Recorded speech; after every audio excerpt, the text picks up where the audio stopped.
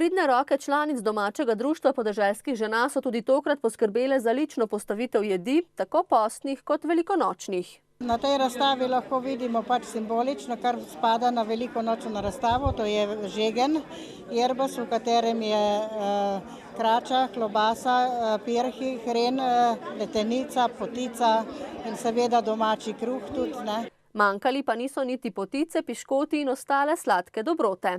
Lahko rečem, da vsako leto je bolj pestra, kar je sploh razveseljivo, ne. Čudovito, mi smo iz Izole, mi tega nimamo in je enkratno.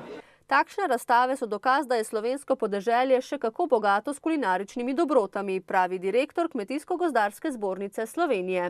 Predvsem je pomembno tudi to, da naše podeželje nekako spoštuje to tradicijo tudi ob takih praznikih in času, kot je velikonočni čas. Izražam čestitke vsem, članom društev na podeželju, ki na tak ali drugačen način kako gojijo tradicijo in prenašajo ta izročila. Jaz mislim, da so kmečke ženske motor kraja oziroma gonilo nekega kraja. Saj veste, gospe držijo 3 vogale pri hiši, pa še kje drugje.